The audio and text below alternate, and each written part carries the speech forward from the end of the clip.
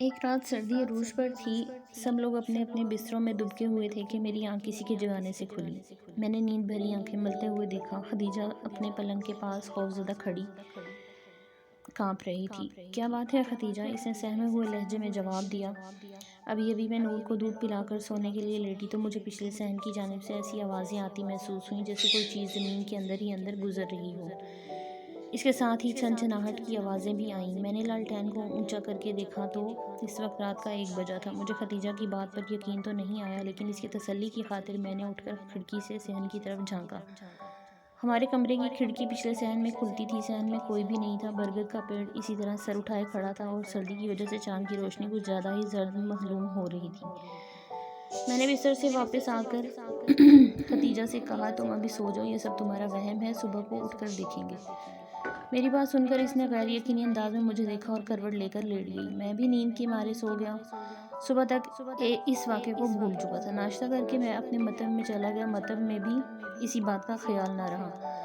حسب معمول دوپہر کو کھانے کے لیے گھر آیا۔ کھانے کے بعد کچھ دیر آرام کرنے کے لیے اپنے کمرے میں آ کر لیٹ گیا۔ مجھے لیٹے کچھ دیر ہی گزری تھی کہ حلیمہ اور خدیجہ کمرے میں داخل ہوئی۔ حلیمہ کے چہرے پر خوف صاف پڑھا جا سکتا تھا۔ پھر بھی میں نے بشاشت سے کہا، کیا بات ہے حلیمہ؟ اس نے جواب دیا، بھائی جان، میں اور بھابھی ہینڈ پمپ کے نیچے برتن دھو رہے تھے کہ ہمیں صحن کے مشرقی کونے میں چھن چھن کی آوازیں سنائی دیں۔ ہم نے جا کر دیکھا تو وہاں کی زمین کچھ دبی ہوئی محسوس ہوئی۔ اس کی بات سن کر میں نے تیزی سے پچھلے صحن میں پہنچا اور اس کی بتائی ہوئی جگہ کا غور سے معائنہ کیا۔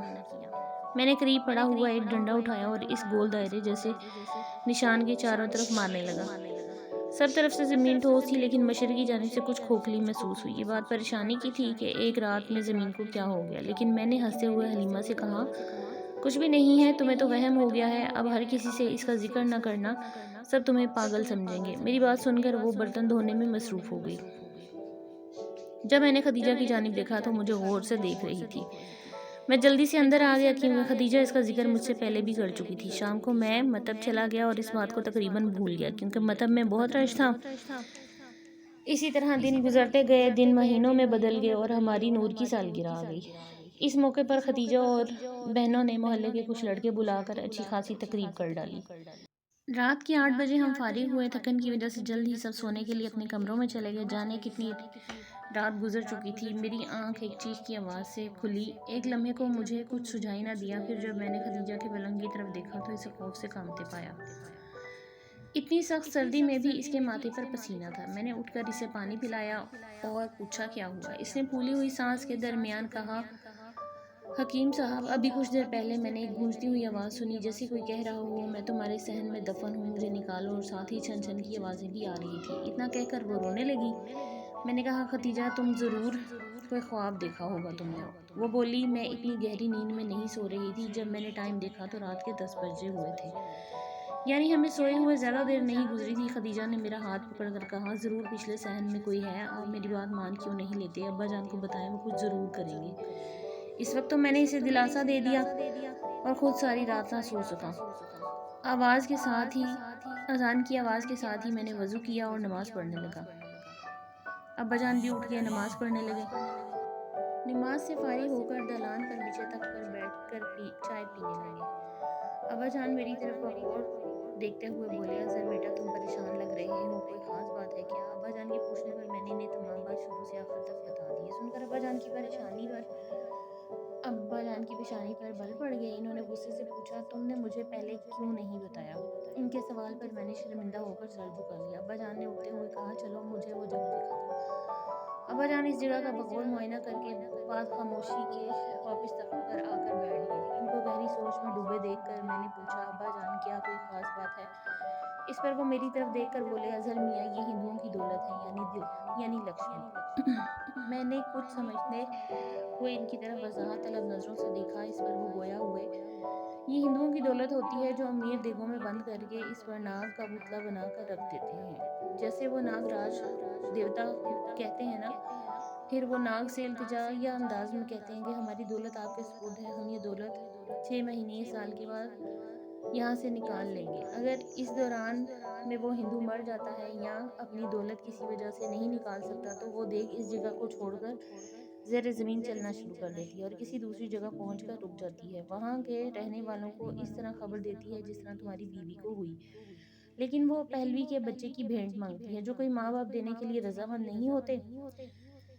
ہندو پنڈت تو اسے حاصل کرنے کے لیے بہت سے جاپ وغیرہ کرتے ہیں تاکہ یہ دولت ان کے ہاتھ لگ جائے، لیکن بیٹا یہ خون لیتی ہے اور اس کے بعد وہ خود بخود اوپر آ جاتی ہے، ورنہ پھر کہیں اور چلی جاتی ہے۔ سن کر میرے رونگٹے کھڑے ہو گئے۔ ابا جان نے میری کیفیت کا اندازہ لگاتے ہوئے کہا، یہ بات تم اپنی ماں، بہن یا بیوی کو مت بتانا، میں اس کا کچھ بندوبست کرتا ہوں۔ اسی وقت امی جان کے کمرے کا دروازہ کھل گیا اور ہماری پھپھو جان باہر آئیں۔ وہ سخت عجلت میں تھیں، وہاں سے گزرنے کے باوجود میں نے ان کے چہرے پر پریشانی صاف دیکھ لی تھی۔ پھپھو تو غسل خانے میں چلی گئیں، لیکن میرے ابا جان کی پریشانی میں کئی گنا اضافہ ہو گیا۔ ناشتے کے بعد ابا جان نے مجھ سے کہا، زہید بیٹا، آج میں ظفر نگر جا رہا ہوں اپنے ایک دوست کو لینے، وہ بڑا عالم ہے، اسے لے کر میں شام تک آؤں گا۔ ابا جان جانے لگے تو امی جان نے پوچھا، کہاں جا رہے ہو؟ ابا جان نے کہا، مظفر نگر جا رہا ہوں، ذرا کام ہے۔ ابا جان کے جانے کے بعد میں مطب چلا گیا۔ مطب آنے سے پہلے میں نے ختیجہ کو خاص ہدایت کی کہ وہ نور کو پچھلے صحن میں نہ جانے دے۔ اس نے میری بات پر پریشانی سے پوچھا، کیوں؟ کیا پچھلے صحن میں کوئی جن بھوت ہے؟ میں نے کہا، نہیں، مگر جو کہہ دیا اس پر عمل کرو۔ اس بات میں سر ہلا کر رہ گئی۔ شام کے 4 بجے کے قریب ندیم، جو ہمارا پڑوسی تھا، میرے مطب میں داخل ہوا اور کہنے لگا، حکیم صاحب، آپ کو ختیجہ بہن نے فوراً بلوایا ہے۔